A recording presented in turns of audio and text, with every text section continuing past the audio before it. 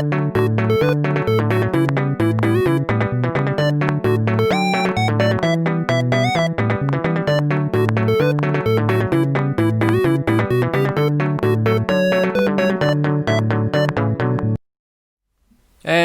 welcome back. We're still searching for some kind of values, and we're going to try that search for a little bit through Adrienne Kennedy's play Funnyhouse of a Negro. Adrienne Kennedy is a crucially important playwright in the U.S. She's still around. She's nearly 90, and in her long life, she's earned all sorts of awards and accolades and honors, including a Guggenheim, an NEA Fellowship, a few Obie Awards, including a Lifetime Achievement. The Obies, for those of you who aren't aware, are the off-Broadway awards, sort of like what the Tonys are for Broadway shows. So all of these awards and such mean that other people think her work is great. You don't have to think her work is great. That's not what this class is about. But I might as well tell you that I think her work is great. I love this play, Funnyhouse of a Negro. It's one of my faves. This play is sometimes described as Kennedy's first. I don't know exactly how you judge that in the context in which she was almost certainly writing things before this play. It's sometimes regarded as first in the sense, I suppose, that it was the first thing that she'd written that came to some real prominence, and it came to prominence. It won an Outstanding Drama Obie Award in 1964 when it was first staged in New York. Now, as you've discovered, since you've read it, or at least you ought to have read it, it's not a super long play. I mean, you can read this in a few minutes. Given how much is happening, the staging of it would surely take longer than reading it, but that's usually true with plays. The play is short, and it doesn't simply have a bunch of characters talking to each other, and it doesn't simply have a plot. And given the absence of those mainstays of dramatic evaluation, you might wonder why people think this show is so great. The play gives us something else. Consider just how sensual the play is. Meaning, how the play, even when you're just reading it, how it operates on your senses. You've got characters with their hair falling out in fistfuls. You've got blood, the description of several pretty creepy scenarios. You've got ghastly whiteface. You've got the repetition over and over again of certain lines, certain sequences of lines, sometimes very long passages, altered only just a little bit. How do all these sensual elements combine, do you think, to disturb your comfort? And if you find yourself disturbed, if you find your comfort upset and undermined by the play, you might wonder, why would Kennedy want to disturb your comfort? I'm not going to try to answer that question. It's not rhetorical. I think it's an important question that needs to be answered, but of course, it's a question for you. Only you have the capacity to measure out and assess the extent to which you're disturbed, and maybe only you can figure out why Kennedy would want to disturb you personally. Now, there are a trunkload of historical references in the play. These are worth investigating.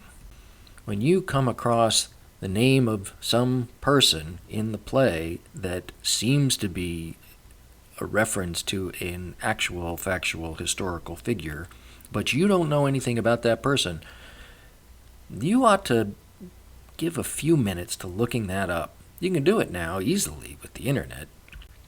I'm not gonna lay out here who the Habsburgs were, and I'm not gonna lay out who Queen Victoria was, and I'm not going to tell you who Patrice Lumumba was.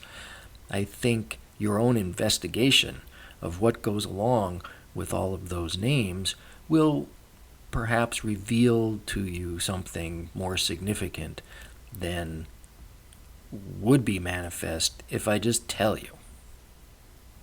As you crawl around the internet, if that's what you have to do to figure out who someone like Patrice Lumumba was, consider what all of these people come in and out of this ghastly, nightmarish vision that is Kennedy's play.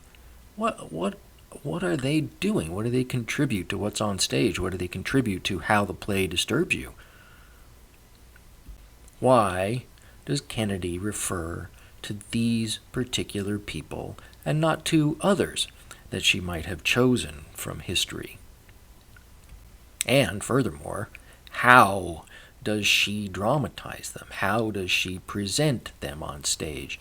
What does Queen Victoria look like when she's on Kennedy's stage? Jesus shows up, but not this Jesus. What does Jesus look like in this play, and why does that matter? Now, if you've got a good grasp on this play already, good for you. I don't fault you for it. And if you don't, there's no shame in it. This is a difficult play, and it's fair, probably, to just describe it as confusing. One way to begin to approach this play is as a selfie. Not probably the, hey, I'm at the Grand Canyon sort of selfie, but something more earnestly saying something like, here I am, look at me.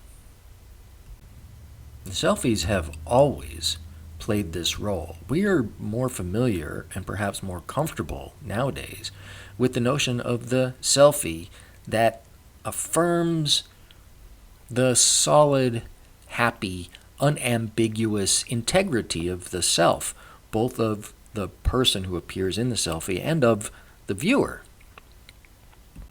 But one of the very first photographs that was ever made, and take note of that, one of the very first photos that ever was made was a selfie that did not at all affirm the solidness, nor the happiness, nor the integrity, perhaps, of either the subject or the photo's intended viewers. The human figure in this photo is the photographer. He set this up himself. A guy whose last name was Bayard, B-A-Y-A-R-D, and I'm fudging on the pronunciation here. He's a French person, and I'm not sure exactly how he would pronounce his own name. This photo was made in 1840. Now consider that the daguerreotype, which is regarded as the first system by which photographs were made, was invented in 1839. So this is just the following year. And in fact, the invention of the photograph is more complex than we usually acknowledge. In fact, there were 4, 5, maybe 6 different people around the world who were working on the invention of photographs in the 1830s independently of each other. And in some cases, we have different processes, inventors arriving at the production of photographs independently of each other and with different ways of doing it.